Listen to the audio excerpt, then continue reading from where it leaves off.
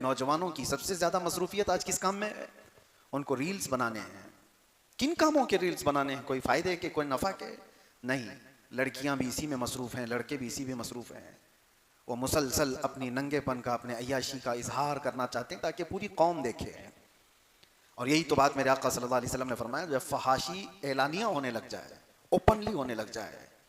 और एक हदीस मैंने इससे कबल भी आपके सामने जिक्र किया था। 3 चीजें मेरे आका सल्लल्लाहु अलैहि वसल्लम ने फरमाया था, 3 चीजें जब तुम देख लो तो जमीन के ऊपर रहने से जमीन के नीचे रहना बेहतर है। मतलब क्या है? कब्र में चले जाना बेहतर है।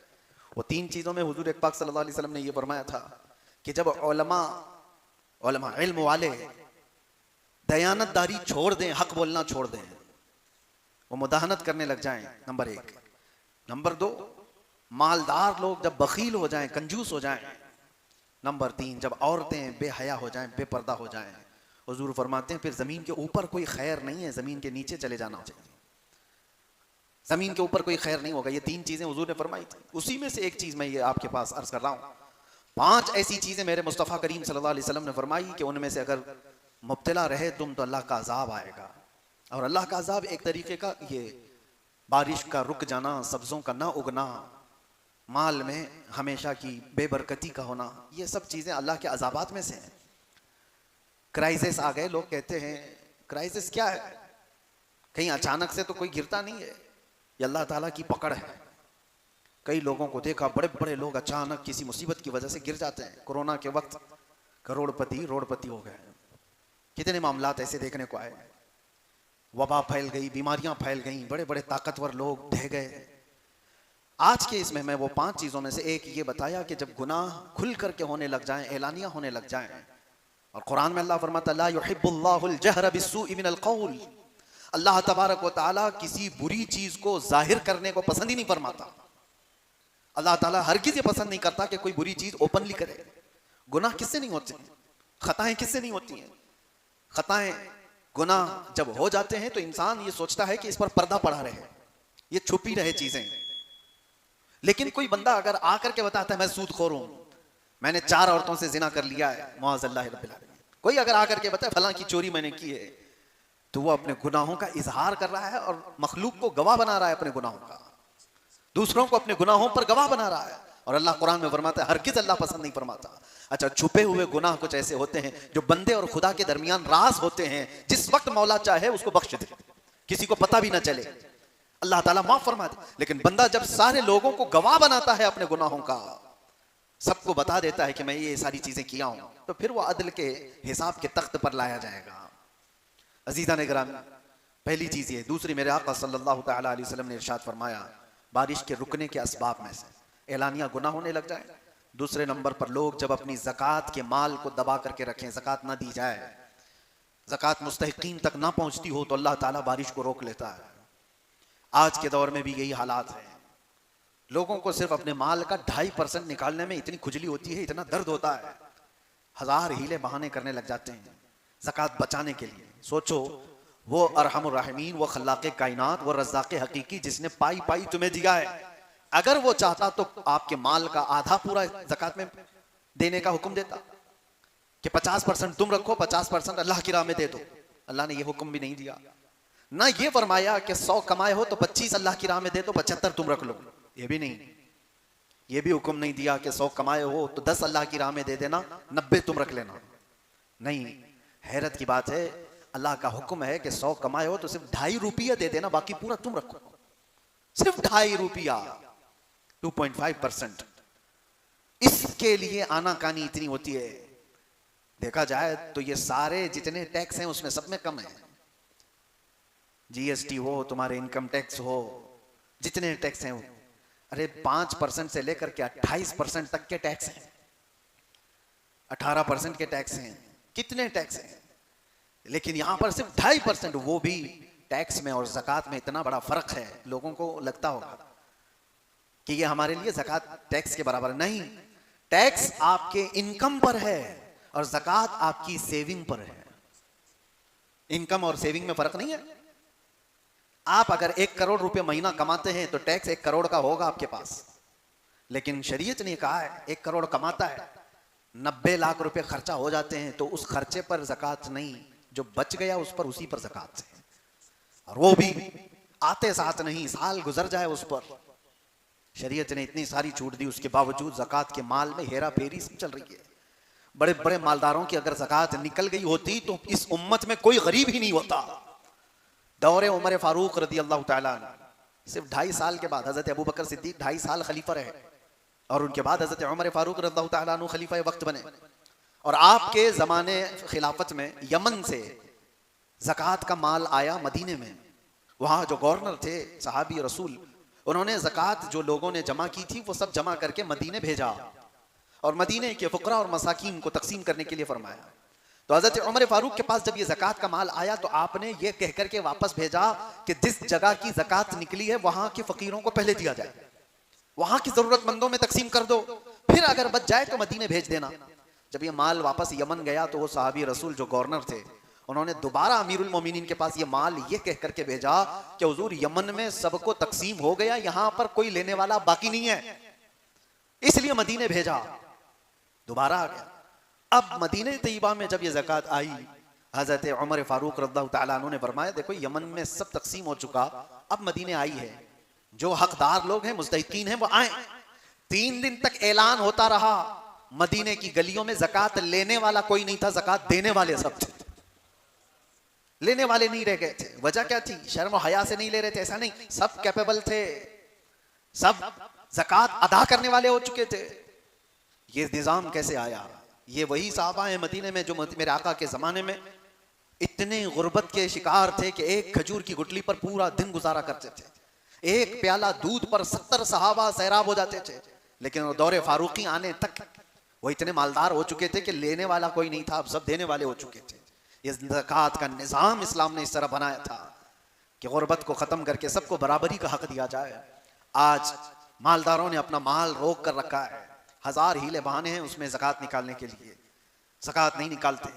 मुअज़्ज़ल्लाहि रब्बिल आलमीन, किसी के पास करोड़ों का माल पड़ा हुआ है और उसके बाद अचानक एक दिन आता है जब उनकी रूह निकाल ली जाती है। कुरान कहता है यौम युहमा अलैहा फी नारि जहन्नम फतुक्वा बिहा जिबाहुहुम व जुनूबुहुम व ज़ुहूरुहुम, वो दिन आग से तपाया जाएगा, उनकी पेशानियों को दागा जाएगा, उनके बाजुओं को दागा जाएगा, उनकी पीठ को आग से दागा जाएगा और पूछा जाएगा, और पूछता है जिसको दागा जा रहा है ये मुझे क्यों अजाब दिया जा रहा है?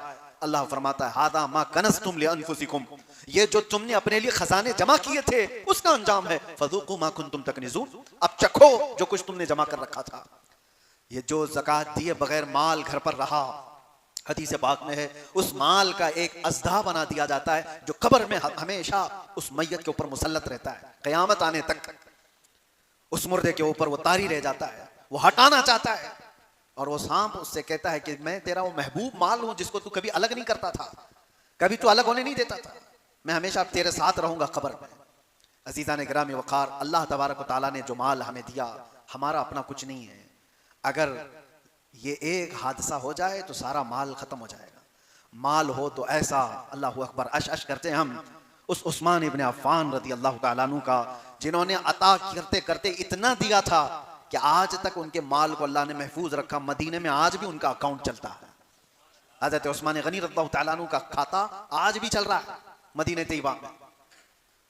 कुछ वो माल है जिनको अल्लाह तबारक व तआला महफूज रखा। तो सबसे बड़ी चीज मेरे आका सल्लल्लाहु तआला अलैहि वसल्लम ने फरमाई, जब लोग ज़कात का माल रोक करके रख लें तो अल्लाह ताला बारिश के कतरे रोक लेता है, बारिश के कतरे रोक लिए जाते हैं। तीसरी चीज मुस्तफ़ा करीम सल्लल्लाहु तआला अलैहि वसल्लम ने इरशाद फरमाई, जब लोग अमानतों में खयानत करने लग जाएं, ये बड़ी बात है। और एक चीज हुजूर अकरम सल्लल्लाहु अलैहि वसल्लम ने फरमाया, जब लोग नाप तोल में कमी करने लग जाएं तो उन पर 2 चीजें मुसल्लत की जाती हैं, नाप तोल में कमी करने वाले, अमानत में खयानत करने वाले। हुजूर फरमाते हैं बारिश भी रोक ली जाती है और जालिम हाकिम को उनके ऊपर बिठा दिया जाता है, उसके जुल्म को सहते रहेंगे। जालिम हाकिम अगर तुम्हारे सरों पर बिठा दिया गया है तो तुम्हारे अमाल ये तुम्हारे खुर्द बुर्द की वजह से है। लोगों में एक बड़ी बुराइयां ये फैली हुई हैं। नाप तोल में कमी करने वालों पर एक बहुत बड़ा अजाब आया था, यह हज़रत शुएब अलैहिस्सलाम की कौम करती थी। कुरान पाक में है, अल्लाह फरमाता वला तनकुसुल मिकियाल वल मीज़ान, हज़रत शुएब अलैहिस्सलाम कहते थे कि नाप तोल में हरगिज कमी ना करो, ये अल्लाह के अजाब को दावत देने वाली चीज है। लेकिन वो कौम मानती नहीं थी। फिर अल्लाह का अजाब आया, बहुत भयानक अजाब आया था। हज़रत शुएब अलैहिस्सलाम की कौम हिला को बर्बाद हो गई।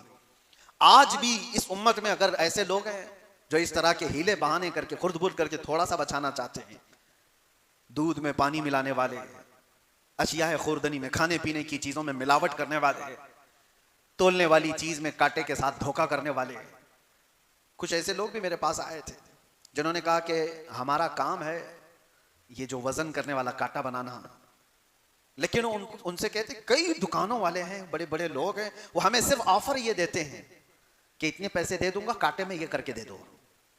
अब तो डिजिटल आ गया, पहले पत्थर रखे जाते थे, कहा कि मशीन में ये करके दे दो। 800 ग्राम का ही होना चाहिए माल, लेकिन दिखाना चाहिए 1 किलो का। तो ये जो कलाकार लोग हैं, पैसे लेकर के करने वाला कर देता है, लेकिन जो जमीर नहीं बेचता वो मना कर देता है। मेरे अजीजों, आज के दौर में भी ये सब चीजें मौजूद हैं, छोटी छोटी चीजों में खयानत करने वाले। इसीलिए मेरे आका सल्लल्लाहु तआला अलैहि वसल्लम फरमाते हैं, मोमिन हर बुराई कर सकता है लेकिन झूठा और खयानतदार नहीं हो सकता। झूठ और खयानत मोमिन के लिए है ही नहीं, खयानत करना। और अक्सर तो आज लोगों का हाल ये हो गया, खयानतदारी। अक्सर जिसके पास भी कुछ माल रखा जाए उससे वापस आने की उम्मीद ही खत्म हो जाती है। इसीलिए कोई एक दूसरे को कर्जे हसन देता नहीं। आज लोन की बला में मुब्तला क्यों है सारे लोग? क्यों है? लोन क्यों लेना पड़ जाता है? वजह यह है कि आपस में कोई कर्जे हसन देने वाला नहीं रह गया कि 10 लाख रुपए मैं तुझे देता हूं, 10 लाख रुपए 6 महीने के बाद, साल भर के बाद वापस लौटा देना। मालदारों के पास पैसे रखे हुए हैं लेकिन वो देना नहीं चाहते। वजह क्या है? अमानतदारी नहीं है। ले लिया तो ये तो गायब ही हो जाएगा। लेने से पहले लहजा और लेने के बाद उसका लहजा कुछ और।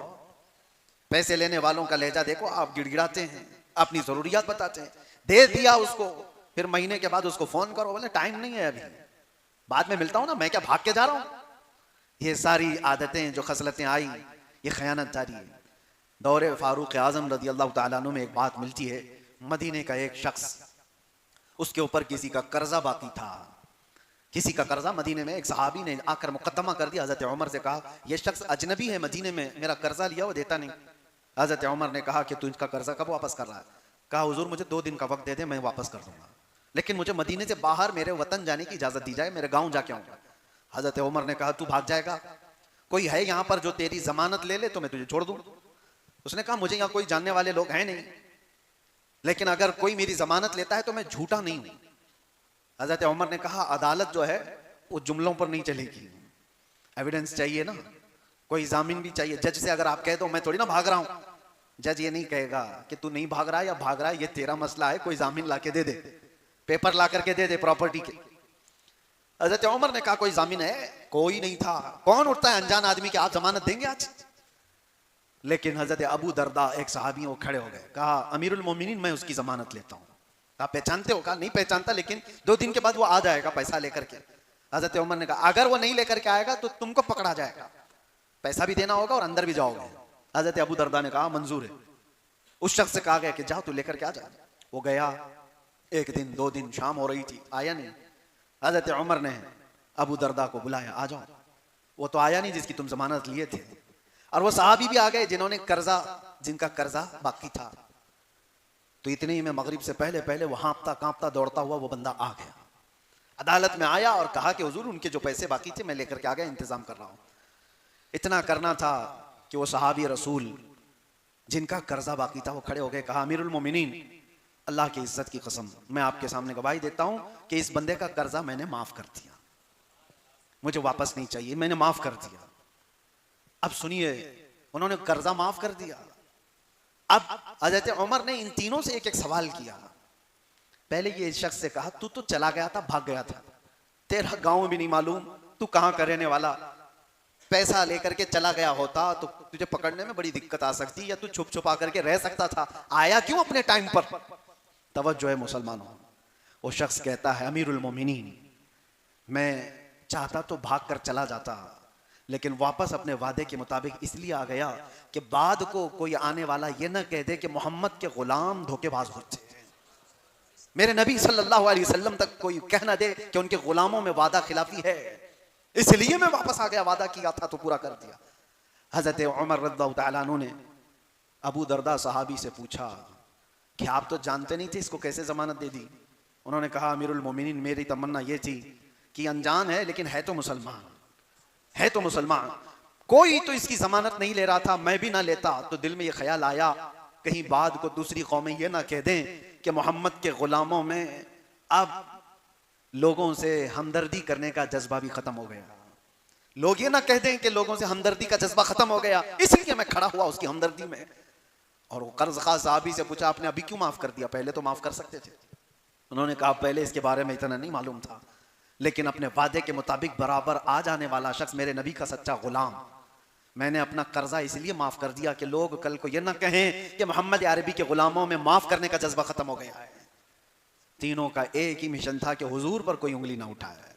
अजीज़ान गिरामी वक़ार, अमानत सहाबा इकराम में इस तरह की थी कि वो वक्त का भी लिहाज रखते थे और लोगों का भी लिहाज रखते थे। क्या आज ये माशरे में बात आ सकती है? और हुजूर पाक सल्लल्लाहु तआला अलैहि वसल्लम ने फरमाया, जब अमानत में लोग खयानत करने लग जाएं तो समझ लो कि बारिश रोक ली जाती है, और नाप तोल में कमी करने लग जाएं तो बारिश रोक ली जाती है। और इल्म के सिलसिले में भी फरमाया गया, जब इल्म खत्म हो और जहालत आम होने लग जाए तो ये बाजार गुनाहों का है। यहाँ अब इल्म की तलब किसी को नहीं है। अब इल्म की तलब कहाँ है किसको? हर कोई अपने अपने जिंदगी में मगन है। वो इंटरनेट की दुनिया का शागिर्द है। आज सब गूगल के शागिर्द हैं, सब इंस्टा फेसबुक के शागिर्द हैं। हाथों में अल्लाह की किताब कब आई थी पता ही नहीं है, हदीस रसूल कब पढ़ा था ये पता ही नहीं है। जो कुछ भी आज डिपेंडेंट हैं वो सिर्फ मोबाइल पर हैं, इंटरनेट की दुनिया पर हैं। सच बताओ, अपने ज़मीर पर हाथ रख करके इन हाथों को देखो, पूछो आखिरी बार कब कुरान उठाया था, आखिरी बार कब हदीस रसूल उठाया था, कोई किताब पढ़ा था? इल्म की तलब खत्म हो गई, जहालत हमारे माशरे में आम हो गई है। अजीज़ा ने गिरामी वक़ार, ये सारे वो असबाब हैं जिसकी वजह से बारिशें रोक ली जाती हैं। मैंने सूरह नूह की आयत तिलावत की थी, इलाज भी तो सुनते जाए। ये तो असबाब है, इलाज क्या है? सैयदना नूह अलैहिस्सलाम फरमाते हैं, फ़क़ुल्तु अस्तग़फ़िरू रब्बकुम इन्नहु काना गफ़्फ़ारा। लोगों से आपने फरमाया कि ये सारे असबाब अगरचे हैं, गुनाह वगैरह सारे जो अल्लाह के अज़ाब को दावत देते हैं, अगर ये चीज़ें ख़त्म करना है तो अपने रब की बारगाह में जल्दी से इस्तिग़फ़ार करो। अस्तग़फ़िरुल्लाह रब्बी मिन कुल्लि ज़ंबिन व अतूबु इलैह। ये एक शख्स हज़रत हसन बसरी के पास आया, कहा कि बारिश नहीं है, कहत पड़ गया है। आपने फरमाया इस्तिग़फ़ार करो। और फिर एक शख्स आया, उसने कहा मेरी औलाद नहीं है। आपने कहा इस्तिग़फ़ार करो, अल्लाह बेटे दे देगा। फिर एक शख्स आया, उसने कहा मेरे बगीचे हैं और वो सब सूखने पर आ गए हैं। आपने कहा इस्तिग़फ़ार करो। लोगों ने पूछा, तीन अलग अलग लोग आए, अब तीनों को इस्तिग़फ़ार करने का ही फरमान है। आपने यही आयत पढ़ी जो सूरह नूह की मैंने पढ़ी है। फरमाते अल्लाह फरमाता है इस्तग़फ़िरू रब्बकुम इन्नहु काना गफ़्फ़ारा, अपने रब से इस्तिग़फ़ार करो, बेशक वो गफ़्फ़ार है। और जब कोई इस्तिग़फ़ार करता है तो अल्लाह क्या करता है? युरसिलिस समाअ अलैकुम मिदरारा, खूब झमाझम उन पर बारिशें बरसाता है। व युमदिदकुम बिअम्वालिन व बनीन, और उनको बड़े माल से और उनको औलाद से अल्लाह मदद फरमाता है। तीसरी चीज, व यजअल लकुम जन्नातिन व यजअल लकुम अनहारा, अल्लाह उनको हरे भरे बगीचे देता है और खूबसूरत में बहती हुई नहरें अता करता है। जब कोई इस्तिग़फ़ार करता है तो ये तीन चीजें फरमाई गई। इसलिए मेरे अजीजों, आज कसरत से इस्तिग़फ़ार की जरूरत है। आप इस्तिग़फ़ार करो, रब तबारक व तआला ये आसमान के दरवाजे खोलेगा। इंशाअल्लाह बारिशें आएंगी, वो कतरात आएंगे। और एक बात जाते जाते अर्ज करता हूँ, मूसा अलैहिस्सलाम के पास लोग आए और कहत साली की शिकायत किए, सूखा पड़ गया है, बारिशें आ नहीं रही हैं। आप सारे लोगों को लेकर के एक मैदान में गए, कहा दुआएं करते हैं अल्लाह की बारगाह में। और नबी तो मुस्तजाब दावत होते, दुआएं की। जैसी हज़रत मूसा अलैहिस्सलाम दुआ करके निकले, आपको मुस्तजाब दावत थी। लेकिन हुआ ये कि आसमान और खुल गया, सूरज और तेज गर्मी बरसाने लगा।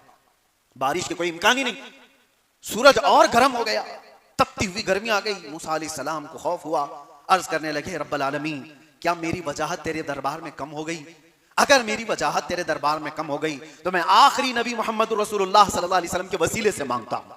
सुनो, मूसा अलैहिस्सलाम कह रहे हैं, आखिरी नबी के वसीले से मांगता हूँ कि मौला हम पर आसमान के दरवाजे खोल दे। रब ताला की तरफ से निदा आई, ऐ मूसा, तुम्हारी वजाहत हमारे दरबार में कम नहीं हुई, लेकिन बात यह है तुम्हारी जमात में एक शख्स 40 साल से मुसलसल गुनाहों में मुब्तला है, जिसने हमको नाराज कर रखा है, और जब तक वो तुम्हारी जमात में होगा मैं बारिश का एक कतरा भी नहीं बरसाऊंगा। मूसा अलैहिस्सलाम को ये जलाल भरा हुक्म आया। आपने रब ताला की अल्लाह ताला के इस पैगाम को अपनी कौम में सुनाया कि कोई बंदा ऐसा है जो 40 साल से फला फला गुनाहों में मुब्तला है, जो रब ताला के कहर को जोश में दिलाया हुआ है, इस वजह से बारिशें रुकी हुई हैं। तो कौन हटता? आपने फरमाया जो भी है वो हट जाए, हमारे मजमे में से निकल जाए, बस्ती से आबादी से निकल जाए। लेकिन मजमे में से कोई ऐसे जाएगा? कोई है?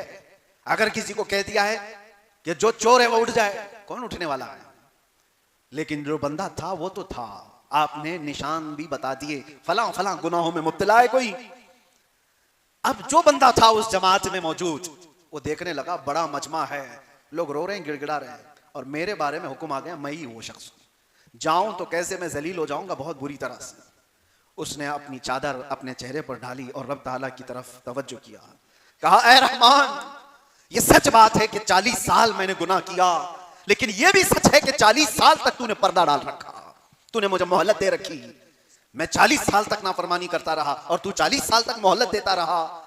ऐ परवरदिगार, अब तेरा बंदा तेरे दरबार में तौबा करने के लिए आया है, बस मुझे इतनी मोहलत दे दे कि इस जमात में मुझे जलील होने से बचा ले, इस जमात में मुझे जलील होने ना दे। और अगर मेरी वजह से बारिशें रुकी हुई हैं तो मौला मुझे इस जमीन से उठा ले। मैं अगर इस जमीन पर अब कदम रखने के काबिल नहीं रह गया तो अब मुझे इससे उठा ले, लेकिन तेरे नबी मूसा अलैहिस्सलाम और उनकी कौम के सामने मुझे जलील होने से बचा ले। चादर में मुंह डाल करके रो रहा था। मूसा अलैहिस्सलाम की कौम मैदान में खड़ी है, जलाल भरा हुक्म था मूसा अलैहिस्सलाम का। अचानक देखते हैं अबर छा गया और मूसलाधार बारिशें शुरू हो गई। एक बंदा भी मजमे में से हटा नहीं और बारिश आ गई, पूरी बारिश बरसने लगी। मूसा अलैहिस्सलाम रब ताला से अर्ज करते हैं कि मौला, तूने तो फरमाया था कि एक बंदा इसमें बड़ा गुनहगार है, 40 साल से नाफरमान है, उसकी वजह से मैंने बारिशें रोक रखी हैं, मगर अब तक तो इस मजमे में से कोई बंदा निकला तो नहीं, बाहर गया तो नहीं, फिर बारिश आ कैसे गई? अल्लाह फरमाता, ऐ मूसा, हमने बारिश रोक रखी थी उस गुनहगार की वजह से, अब बारिश बरसा भी रहे तो उसकी तौबा की वजह से, उसकी तौबा की वजह से उसने तौबा कर लिया। अब वो कौन था उसको छुपा दिया गया है, वो अरहमुर राहिमीन है। अजीजो आओ, कुरान कहता है वतूबू इलल्लाहि जमीअन अय्युहल मुमिनून लअल्लकुम तुफ्लिहून, सब के सब तुम मिल करके अल्लाह की बारगाह में तौबा करो, ऐ ईमान वालो, अन करीब अल्लाह तुम्हें कामयाब कर देगा। इसलिए इस्तिगफार ज्यादा से ज्यादा करो। आज का दिन ये जुमा का है और हमारे मुहर्रमुल हराम की इब्तिदा के बाद इस्लामी नए साल का ये पहला जुमा है। इस जुमा को कसरत से इस्तिगफार करो, इस्तिगफार करो, और इंशाअल्लाह अज़ीज़ इस्तिगफार की बरकतें आप देखेंगी। आसमान अबरालूद होगा और इंशाअल्लाह मेरा रहमान हम सबको अपने कतराते बारिश से सैराब भी फरमाएगा। अस्तगफिरुल्लाह रब्बी मिन कुल्लि ज़ंबिन व अतूबु इलैह, अस्तगफिरुल्लाह रब्बी मिन कुल्लि ज़ंबिन व अतूबु इलैह, अस्तगफिरुल्लाह रब्बी मिन कुल्लि ज़ंबिन व अतूबु इलैह, व आखिरु दावाना अनिल हम्दुलिल्लाहि रब्बिल आलमीन।